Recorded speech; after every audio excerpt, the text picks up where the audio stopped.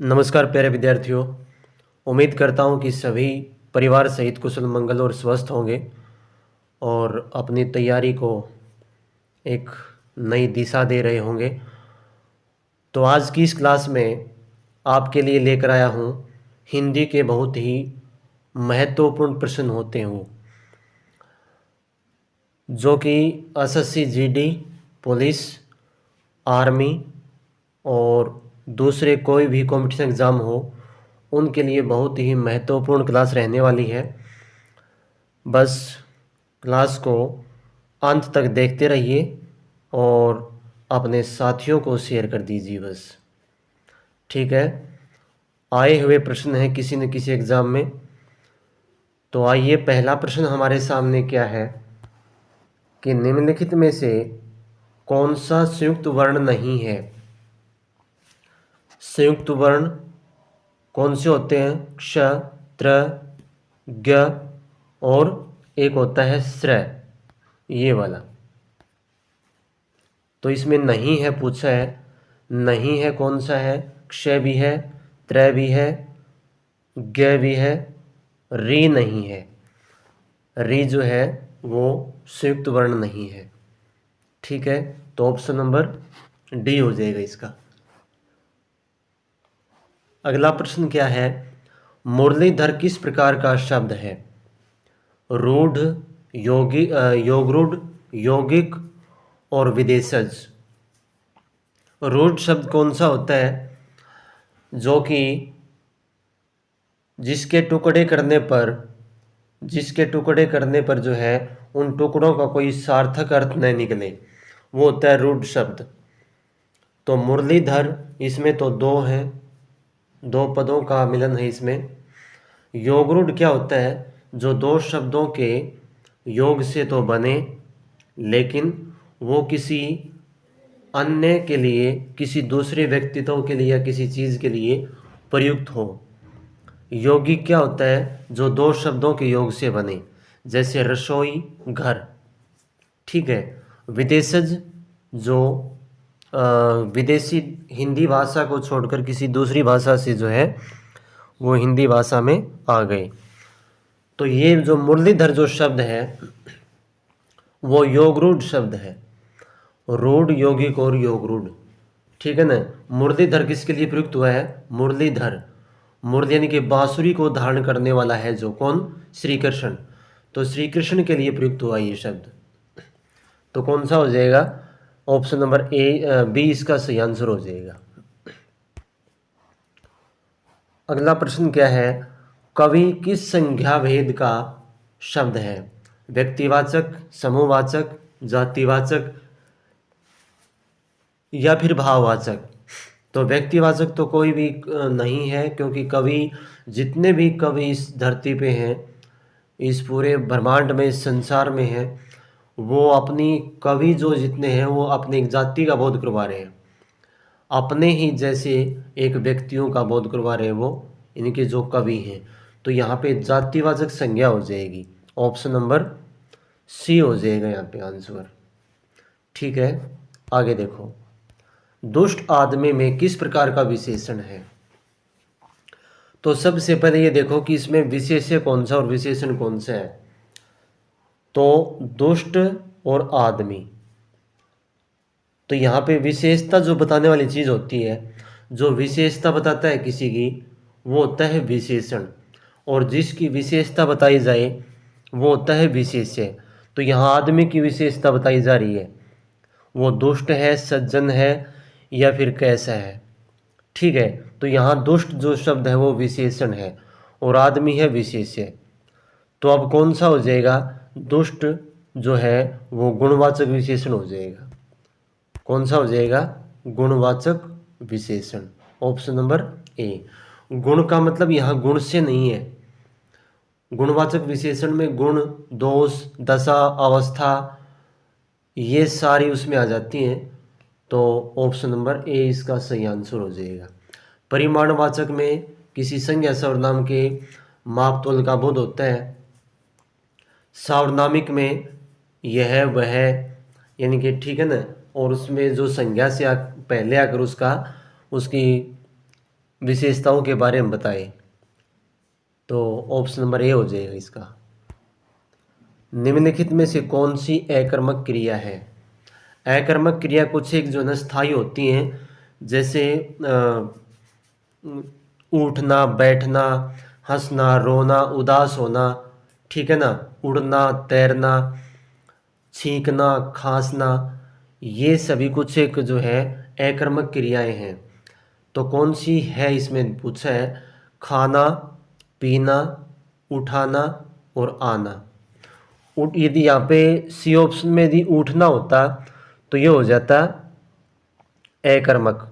तो यहाँ पे खाना, पीना और उठाना ये तीनों सकर्मक हैं। जो आना जो शब्द है वो कौन सी हो जाएगी? वो आपकी अकर्मक है और बाकी तीनों ये सकर्मक हैं। तो ऑप्शन नंबर डी इसका सही आंसर हो जाएगा। पुरोहित शब्द का संधि विच्छेद क्या होगा? क्या होगा पुरोहित का संधि विच्छेद? तो इसका हो जाएगा पुरह प्लस हित। क्या हो जाएगा? पुरह प्लस हित, पुरोहित। और संधि कौन सी बन जाएगी? संधि बन जाएगी विसर्ग संधि। कौन सी बन जाएगी? विसर्ग संधि।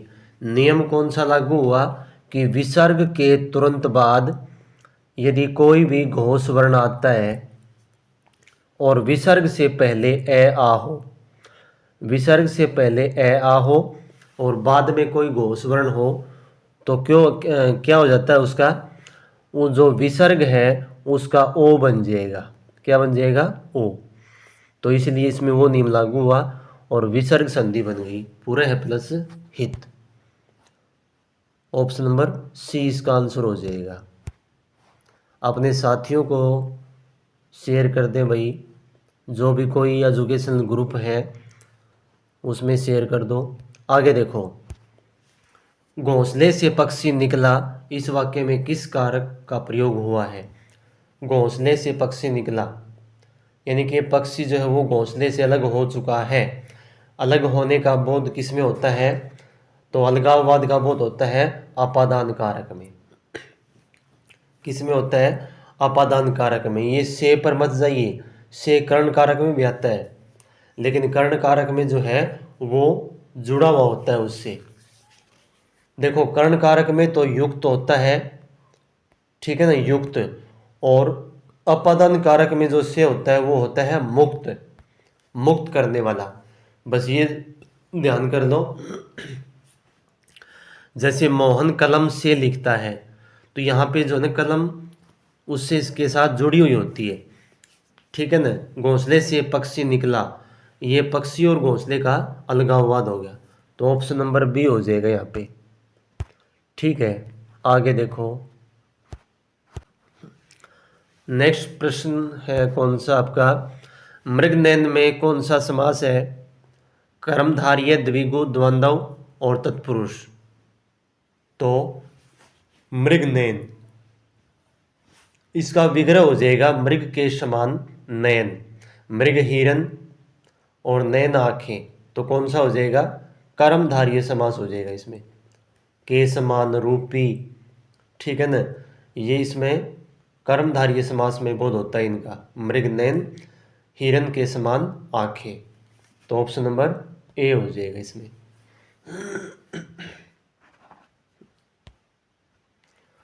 अगला है भाई, क्या है?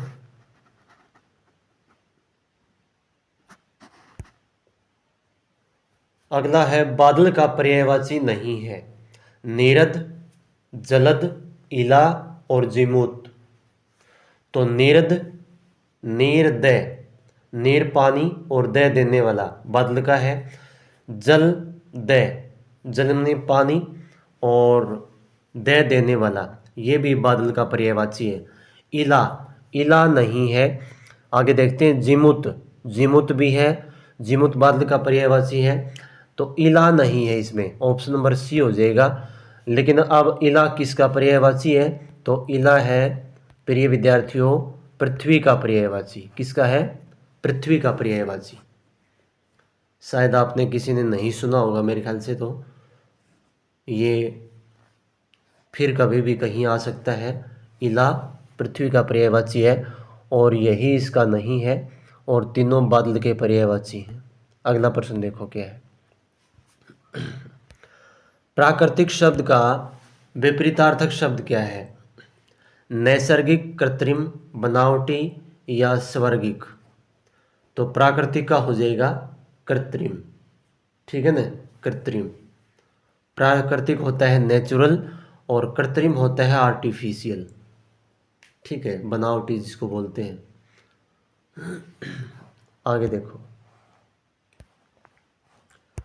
वह कवि जो तत्काल कविता करे के लिए एक शब्द है, तो क्या हो जाएगा? सुकवि, महाकवि, आशु कवि या राजकवि?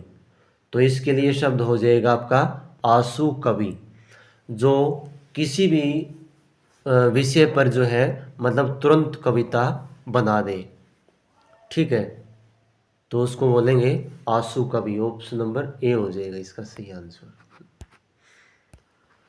शब्द आलोक का क्या अर्थ है? तो आलोक का अर्थ होता है, ये किसका पर्यायवाची है? ये है प्रकाश का, ठीक है ना, प्रकाश। तो ऑप्शन नंबर ए इसका सही आंसर हो जाएगा। अगला प्रश्न देखो क्या है। सुमेलित कीजिए। ये तो जो संख्यावाची जो शब्द है वो दे दिए इसने। 89 जिसको बोलते हैं 89, ये हो जाएगा पता ही आपको। 19 हो गया, 37 हो गया और 74 हो गया, ठीक है, ये हो जाएंगे इसके।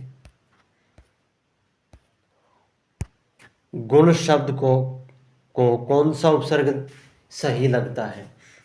यानी कि गुण जो शब्द है उसके आगे कौन सा उपसर्ग लगाएं तो क्या बन जाएगा वो? प्रगुण गलत है, बेगुण ये भी नहीं होता, कुगुण ये भी नहीं होता, अव हो जाएगा इसमें, गुण इसके साथ अवगुण लग जाएगा, अवगुण। ऑप्शन नंबर डी सही आंसर हो जाएगा। निम्नलिखित में से सही वर्तनी का चयन कीजिए। वर्तनी मतलब जो शब्द है निर्धारित में रे को छोटी मात्रा और न को छोटी, यही सही है। न को भी छोटी की आएगी, दह के ऊपर रह हो जाएगा, री छोटी और तय निर्धारित। बी में जो है न को बड़ी मात्रा है, गलत हो गया। निर्धारित यहाँ पे सी में रह को बड़ी मात्रा है, ये गलत हो गया। और यहाँ पे निर्धारित है, बल्कि आएगा निर्धारित। तो ऑप्शन नंबर ए इसका सही आंसर हो जाएगा। निम्नलिखित में से रात का पर्यायवाची नहीं है। अंबर, निशा, यामिनी, रजनी। तो निशा, यामिनी और रजनी ये रात्रि, निशीथ ये सभी किसके पर्यायवाची हैं? रात के हैं। लेकिन जो अंबर है वो आकाश का, आप सभी जानते हैं। अंबर आकाश का भी है और अंबर कपड़े का पर्यायवाची भी है। तो ऑप्शन नंबर ए सही आंसर हो जाएगा इसका। मुख चंद्रमा के समान सुंदर है, यहाँ कौन सा अलंकार हुआ है?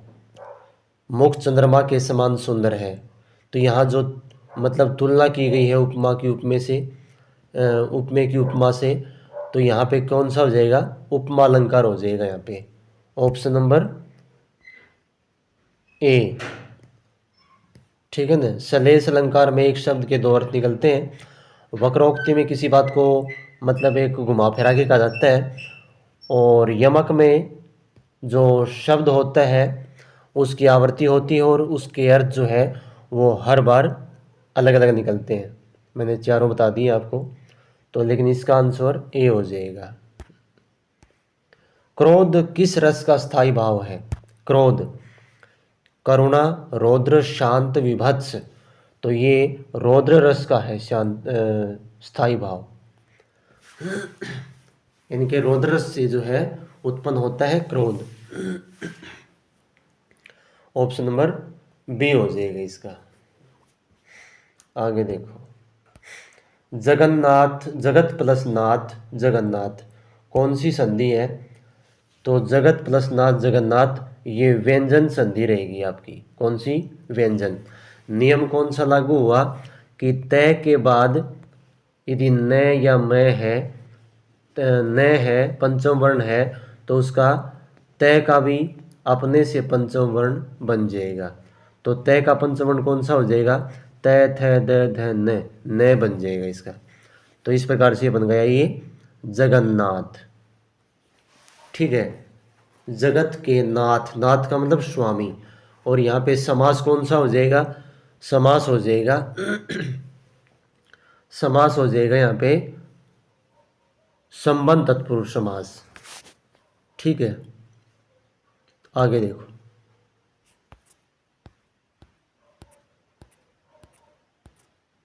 देखिए भाई, समझदार लड़के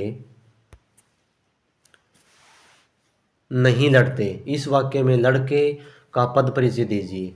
लड़के का पद परिचय। तो लड़के जितने भी इस पृथ्वी पे संसार में लड़के हैं, वो अपनी ही एक जाति का बोध करवाते हैं। तो जातिवाचक संज्ञा हो जाएगी। पुल्लिंग है, लड़के हैं। लड़के हैं तो बहुवचन है। और कर्ता कारक हैं, लड़ते क्रिया का कर्ता। ठीक है, तो ऑप्शन नंबर एक ही इसका सही आंसर हो जाएगा। अब देखो, इसमें भाववाचक संज्ञा पहले ही बार हो गया। इसमें व्यक्तिवाचक भी नहीं है, इसमें फिर व्यक्तिवाचक ये भी नहीं है। तो बस क्या कौन सा? ये हो गया। आगे देखो, राम से श्याम को कथा सुनाई गई, इसे कर्तृवाच्य में बदल दिए।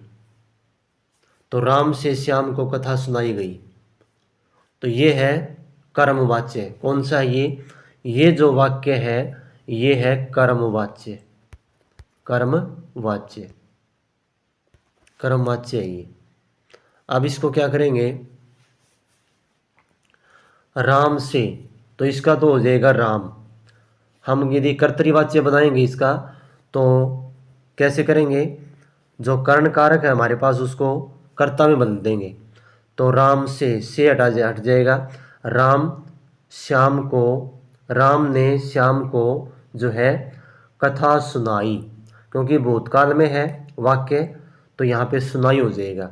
राम ने श्याम को कथा सुनाई, तो कौन सा इसमें? राम ने इस कथा सुनाया, श्याम को कथा सुनाई। ऑप्शन नंबर बी इसका सही आंसर हो जाएगा। ठीक है, ऑप्शन नंबर बी हो जाएगा इसका सही आंसर। तत्पुरुष समास में क्या है? तत्पुरुष समास में पहला खंड प्राय प्रधान होता है? नहीं, पहला तो अव्ययभाव समास में होता है। दूसरा अथवा अंतिम खंड प्रधान होता है? दोनों होते हैं। दोनों खंड प्रधान न होकर समस्त पद संज्ञा क्या बोध करवाता है। ऑप्शन नंबर 2 हो जाएगा इसमें।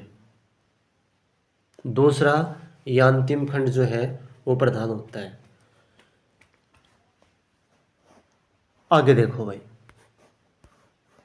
थाली शब्द का बहुवचन क्या हो जाएगा? तो थालियाँ, थालिया, थालिए या थालिए। तो ऑप्शन नंबर ए ही इसका सही आंसर हो जाएगा, थालियाँ।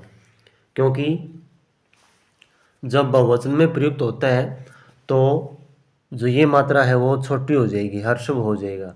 जैसे ल को बड़ी है, यहाँ पे अब छोटी हो जाएगी थालियाँ। जैसे कापी, कापियाँ। कापी है तो इसका बहुवचन क्या हो जाएगा? कापियाँ। ठीक है, आगे देखो, आसमान से बातें करना मुहावरे का अर्थ है। तो क्या है इसका? निश्चिंत होना, असंभव कार्य करना, युद्ध भूमि से भाग जाना और हार मान लेना। ठीक है, तो कौन सा हो जाएगा? आसमान से बातें करना, असंभव कार्य करना। ऑप्शन नंबर बी इसका सही आंसर हो जाएगा। निश्चिंत होना, तो ये तो घोड़े बेचकर सोना, इसका हो जाएगा। युद्ध भूमि से भाग जाना, पीठ दिखाना, पीठ दिखाना हो जाएगा इसका। और हार मान लेना, घुटने टेकना। मैंने आपको चारों के बता दिए हैं। ऑप्शन नंबर बी हो जाएगा इसका। अगला प्रश्न क्या है? फिर है, प्रसिद्ध शब्द का पर्यायवाची शब्द है अप्रसिद्ध, अनुचित, मशहूर, आकस्मिक। ठीक है, ये देखो। तो प्रसिद्ध का पर्यायवाची मशहूर हो जाएगा। अप्रसिद्ध तो ये वैसे दे रखा है, इसका विलोम शब्द बनाने की कोशिश की। अनुचित, उचित का विलोम है मशहूर, और आकस्मिक होता है अचानक। ठीक है, तो इसका कौन सा हो जाएगा? ऑप्शन नंबर, इसका हो जाएगा ऑप्शन नंबर आपका सी। आगे देखो, जो दिखाई न दे, क्या होगा उसके लिए? अलौकिक। अलौकिक तो होता है जो इस लोक का ना हो। अदृश्य, ये हो जाएगा अदृश्य, जो दिखाई ना दे। असाध्य, कठिन कार्य। अदम्य, जिसमें दम ना हो। ठीक है ना, ये हो जाएगा ऑप्शन नंबर बी हो जाएगा इसका आंसर, ऑप्शन नंबर बी। जो हाथों में लिखा हो, क्या होगा इसका? हाथों में लिखा हो, तो इसका हो जाएगा भाई आपका हस्तलिपि, पक्षलिपि, पंडलिपि, हाथ लेखा। तो इसका ऑप्शन नंबर हस्तलिपि हो जाएगा, हस्तलिपि, ऑप्शन नंबर ए। नीचे दिए गए शब्दों में शुद्ध शब्द कौन सा है? देखो, कवि का जो स्त्रीलिंग पूछा है, बहुत बार प्रश्न पूछते हैं भाई, ये इस प्रकार का हो सकता है अब की बार और किसी का पूछ ले। शुद्ध अशुद्ध जरूर आता है। तो कवियत्री, कवियत्री, कवयित्री और कवयित्री, तो इसमें ऑप्शन नंबर जो सी है वो सही आंसर है, कवयित्री। ठीक है, आगे देखो। मूक शब्द का विलोम शब्द के पद है। मूक का मतलब होता है चुप। अमूक, निर्मूक, नमूक और वाचाल। तो मूक का मतलब होता है चुपचाप रहने वाला, और वाचाल का मतलब होता है बहुत बोलने वाला। तो ये इसका विलोम हो जाएगा मूक का, ऑप्शन नंबर डी।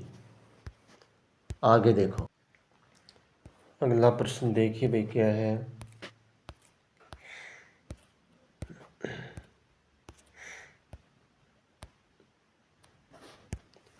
यह अपने आप यह काम सीख लूँगा, इस वाक्य में निजवाचक सर्वनाम है, कौन सा है? निजवाचक में कौन कौन से आते हैं? जैसे आप, स्वयं, खुद। ठीक है ना, अपने आप। तो यहाँ पे कौन सा हो जाएगा? सीख यह आप काम। तो ऑप्शन नंबर सी इसमें सही आंसर हो जाएगा, आप। निम्नलिखित में से कौन सा शब्द व्यंजन संधि से बना है? उद्धार, महर्षि, प्रत्येक, पवन। तो इसमें जो ऑप्शन नंबर एक है उद्धार, ये बना है व्यंजन संधि से। जैसे ये बता रखा है मैंने, उत प्लस हार, क्या हो जाएगा? नियम कौन सा लागू हुआ? जब तय के बाद यदि है हो, तय के बाद है हो, तो तय का बन जाएगा द, और है का बन जाएगा ध। ठीक है, तय का बन जाएगा द और है का बन जाएगा ध। उसी प्रकार से ये बना उद्धार, तय का द बन गया और है का बन गया ध, तो ये बन गया उद्धार, ऑप्शन नंबर ए। महर्षि में कौन सी संधि है? महर्षि में है गुण संधि, महा प्लस ऋषि हो जाएगा इसका। प्रत्येक में है यण संधि, प्रति प्लस एक हो जाएगा। और पवन में है अयादि संधि, पो प्लस अन हो जाएगा। ठीक है, मैंने आपको चारों बता दिए हैं। आगे देखो, प्रत्यय जोड़कर लिखिए। भूतकाल में कौन सा है? भूतकाल में हो जाएगा ऑप्शन नंबर ख, ये वाला, मैंने पढ़ना शुरू किया था। वर्तमान काल में कौन सा? मैं पढ़ता हूँ, ऑप्शन नंबर ग। और भविष्यत काल में शायद मैं कल पढ़ूंगा, ये हो जाएगा। आगे देखो भाई, इनमें से कौन सा तरु का पर्यायवाची नहीं है? कौन सा नहीं है तरु का पर्यायवाची? तो द्रुम भी होता है, तरु का मतलब पेड़, ठीक है ना, पेड़। तो द्रुम भी होता है तरु का, विटप भी होता है, वृक्ष भी होता है, और क्या होता है, रूख भी होता है, ठीक है ना। तो ये भी होते हैं, लेकिन जो पग है वो नहीं होता, पग तो पैर का होता है। तो ऑप्शन नंबर डी इसका सही आंसर हो जाएगा। और देखो आगे, अगला प्रश्न देखिए भाई, चंद्र प्लस उदय, चंद्र प्लस उदय, चंद्रोदय, यहाँ संधि कौन सी है? गुण संधि, दीर्घ, वृद्धि और यण। तो चंद्रोदय में संधि कौन सी है? गुण संधि है। ए और आ के बाद यदि ऊ आ जाए तो ओ बन जाएगा, उसका क्या बन जाएगा? ओ। इसी प्रकार से यहाँ पे ए है और यहाँ पे ऊ हो गया, तो चंद्रोदय क्या बन गया? चंद्रोदय। और ये गुण संधि रहेगी। ऑप्शन नंबर ए इसका सही आंसर हो जाएगा। आगे देखिए, फिर जोड़ के लिखने, ये समास से प्रश्न पूछा इसने। अव्यय भाव समास कौन सा हो जाएगा इसमें? मनमाना, सिरकटा, यथाविधि। यथाविधि हो जाएगा इसका। अव्यय भाव समास तत्पुरुष समास हो जाएगा मनमाना, मन से माना। द्वंद्व समास हो जाएगा दूध रोटी, दूध और रोटी। और बहुव्रीहि समास हो जाएगा सिर कटा, सिर से कटा हुआ है अर्थात वह कोई भी। तो ये हो जाएंगे, इसमें देख लेना कौन सा मैच कर रहा है वो कर लेना। 19 इस शब्द में प्रयुक्त हिंदी उपसर्ग कौन सा है? तो इसमें उद, उत, उन और उंत। तो इसमें ऑप्शन नंबर सी हो जाएगा, उन। उन जो उपसर्ग है वो है इसमें, ठीक है ना, ये हो जाएगा इस ऑप्शन नंबर सी। उड़ना शब्द की भाववाचक संज्ञा कौन सी है? तो उड़ना शब्द की भाववाचक संज्ञा है उड़ान। क्या हो जाएगा? उड़ान। Option number D.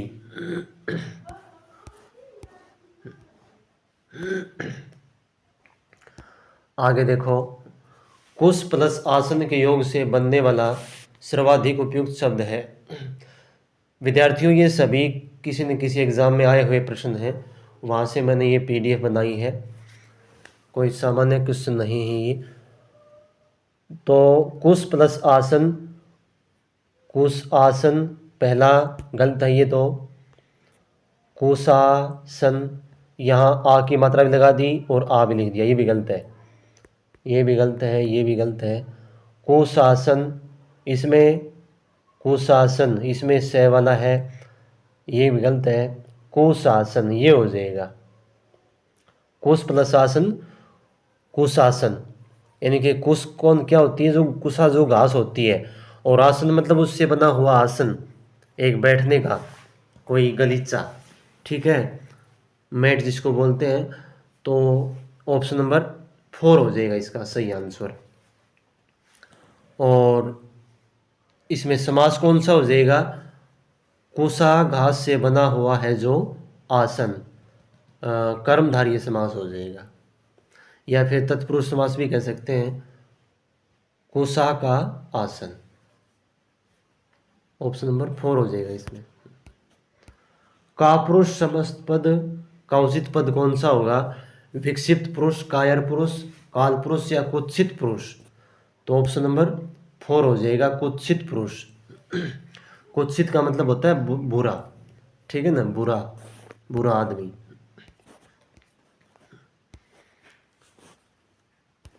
विराम चिन्हों का प्रयुक्त नहीं हुआ है,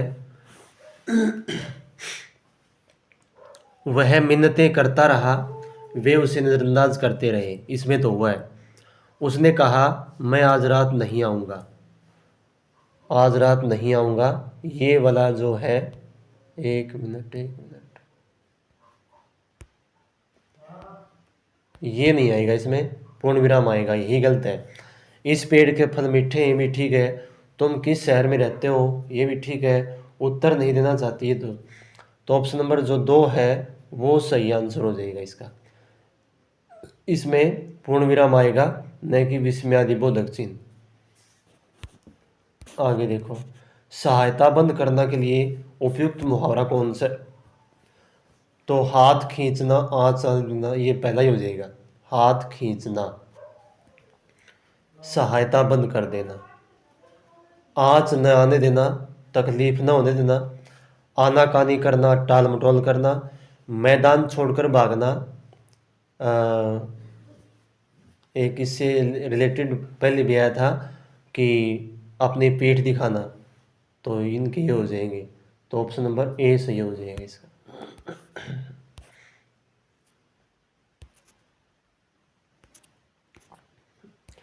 दिनकर शब्द का सर्वाधिक उपयुक्त पर्यायवाची कौन सा है? दिनकर, सूर्य, अंबर, शशिधर, नारायण। तो इसमें दिनकर किसका पर्यायवाची है? सूर्य का। ठीक है, सूर्य हो जाएगा। अंबर आकाश का है, कपड़े का भी है। शशिधर किसका है? शशिधर है शिव का। ठीक है ना, शिव का पर्यायवाची है शशिधर। मतलब चंद्रमा को धारण किया है जिसने, अर्थात वह कोई शिव। नारायण किसका है? विष्णु का है। तो मैंने सभी के बता दिए हैं। और शशिधर में समास कौन सा हो जाएगा? इसमें बहुब्री समास हो जाएगा। आगे देखो, नेक्स्ट क्वेश्चन क्या है? मे का तत्सम रूप क्या है? मे, तो मे का इसमें कौन सा हो जाएगा? मई, मध्य, मम और मैं। तो इसका ऑप्शन नंबर ए हो जाएगा, मई। ठीक है ना, वैसे मई ऐसे आएगा, ये मई, ये इसका तत्सम रूप हो जाएगा। वर्तनी की दृष्टि से शब्द शुद्ध नहीं है। क्षुद्र, दुर्गंध, स्तुति, सृष्टि। क्षुद्र भी ठीक है, दुर्गंध भी ठीक है, स्तुति ये गलत है। स्तुति में मात्रा छोटी आएगी तय को। ठीक है, सृष्टि भी ठीक है। तो ऑप्शन नंबर 3 सही हो जाएगा इसका। निम्नलिखित में से कौन सा अनुप्रास अलंकार का एक भेद नहीं है? समासोक्ति, छेकानुप्रास, अंत्यानुप्रास, श्रुत्यानुप्रास। तो इसमें ऑप्शन नंबर ए जो एक है वो नहीं है इसका भेद अनुप्रास का, समासोक्ति। आगे देखो, प्रागई ऐतिहासिक शब्द के लिए सर्वाधिक उपयुक्त वाक्यांश कौन सा है?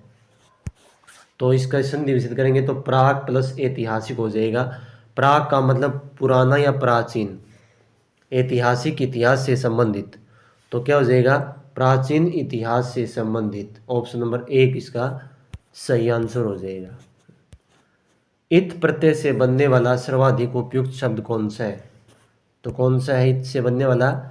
तात्कालिक, इसमें एक प्रत्यय है। पांडित्य में अय प्रत्यय है। अभिषिक्त में त प्रत्यय है। फलित, इसमें इत प्रत्यय हो जाएगा, फल प्लस इत। ऑप्शन नंबर 4 हो जाएगा इसका सही आंसर। आगे देखो भाई, शरीर यात्रा के लिए जितना आवश्यक हो उससे अधिक पैसा, अन्न इकट्ठा करने वाला शब्द है।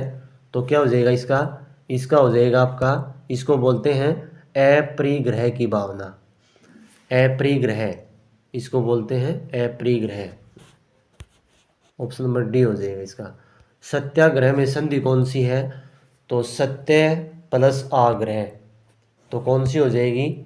सत्य और आग्रह, दीर्घ संधि हो जाएगी इसमें, जो कि स्वर संधि का एक उपभेद है। और सत्य के लिए आग्रह, इसका समास कौन सा हो जाएगा? इसमें समास हो जाएगा सत्य के लिए आग्रह, संप्रदान तत्पुरुष समास। ठीक है, तो ऑप्शन नंबर बी हो जाएगा। अंग्रेजों का मुकाबला किया में काल कौन सा है? तो कौन सा काल है इसमें? हाँ, ये भूतकाल का भेद है कोई, तो ये आसन भूतकाल में तो नहीं होता, क्योंकि जो काम अभी अभी खत्म हुआ हो उसको बोलते हैं आसन भूतकाल। ये हो जाएगा सामान्य भूतकाल। कौन सा हो जाएगा? सामान्य भूतकाल। निम्नलिखित में से स्त्रीलिंग कौन सा है? धर्म, संप्रदाय, रंग और जाति।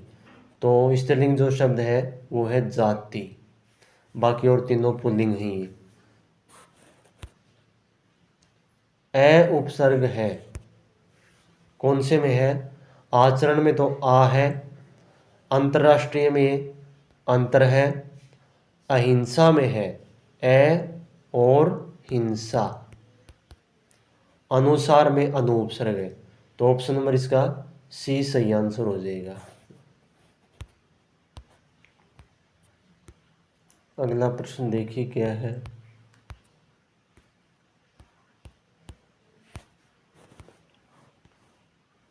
निकृष्ट, इसमें ये पूछा है, विलोम पूछा इसमें। तो निकृष्ट का विलोम क्या हो जाएगा? इसका हो जाएगा उत्कृष्ट। क्या हो जाएगा? उत्कृष्ट, ऑप्शन नंबर ए। उथला, इसका ऑप्शन क्या हो जाएगा? उथला गहरा। ठीक है, उथला गहरा ये हो जाएगा इसका। दिए गए 4 वाक्यों में से एक वाक्य शुद्ध है, शुद्ध छांटना है हमें। देखो, राम को मृत्युदंड का सजा मिला है। राम को मृत्युदंड मिली है, राम को मृत्युदंड की सजा मिली है, राम को मृत्युदंड मिला है। तो ऑप्शन नंबर डी हो जाएगा इसका, रामू को मृत्युदंड मिला है। मृत्युदंड की सजा नहीं, दंड का मतलब ही सजा होता है। तो ऑप्शन नंबर डी हो जाएगा इसका सही आंसर। आपकी योजनाएं व्यर्थ हैं, आपकी सभी योजनाएं व्यर्थ हैं। ऑप्शन नंबर बी हो जाएगा इसका।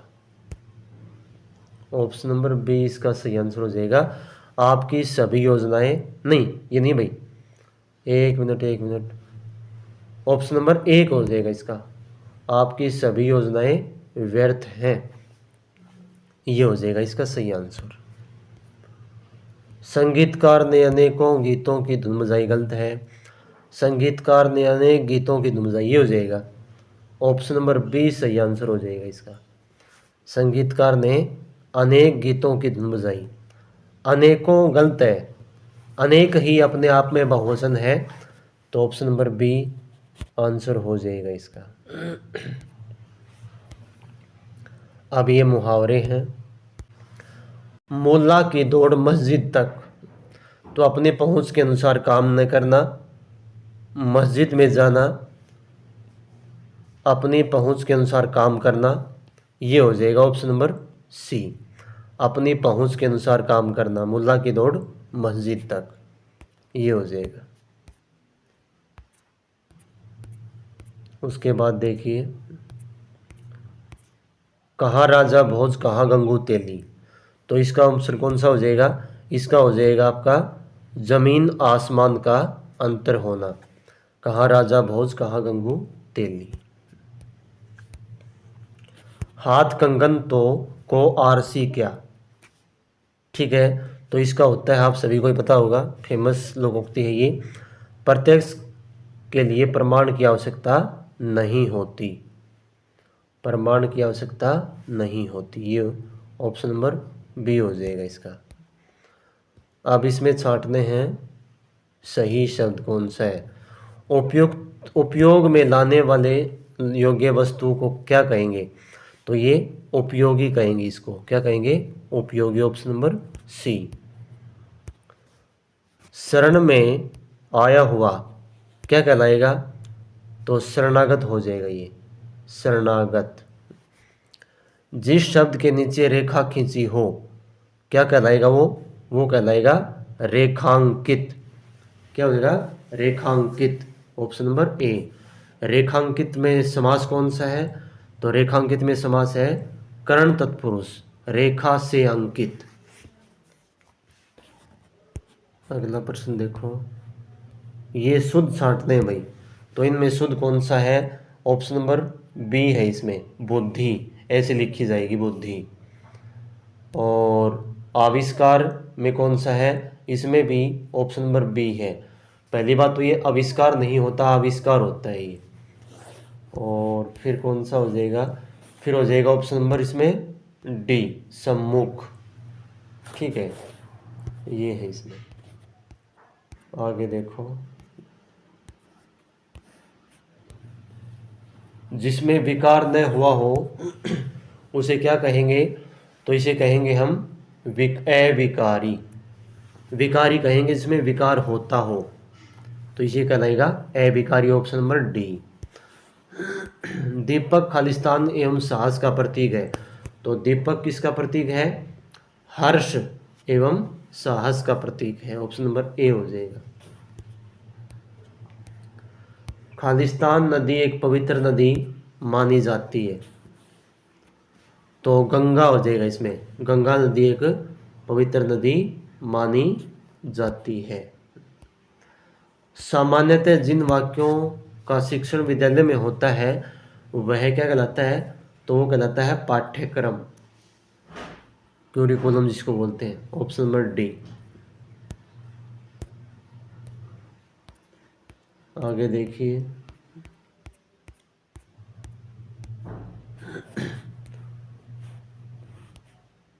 तो ये चार विकल्प दिए गए, समानार्थी शब्द नहीं है। तरु फिर आ गया ये, तो तरु का किसका पर्यायवाची बताया था मैंने, तरु बताया था मैंने आपको किसका, वृक्ष का, किसका बताया था, वृक्ष का हो जाएगा यहाँ पे। फिर सागर का पूछा इसने, सागर जलाशय, सरोवर, तडाग या जलधि, तो इसका हो जाएगा जलधि। ठीक है, जलधि। निशा किसका पर्यायवाची है, तो निशा है आपका रात का पर्यायवाची, रात। अंधकार का प्रकाश हो जाएगा, ठीक है ना, ये हो जाएगा। उसके बाद क्या है, ये विलोम शब्द हैं, ये लिखने आपको छाट के। यश का हो जाएगा अपयश, ऑप्शन नंबर ए। ठीक है, तो आज की क्लास में बस इतना ही था प्यारे विद्यार्थियों। उम्मीद करता हूँ कि ये प्रश्नों से कुछ आपको सीखने को मिला होगा। बस इसके नोट्स बनाओ या फिर वैसे एक दो बार क्लास को और देखो, तो इम्पोर्टेंट प्रश्न थे, अपने साथियों को शेयर ज़रूर करना। मिलते हैं इसी प्रकार की किसी नई क्लास में। धन्यवाद। जय हिंद, जय भारत।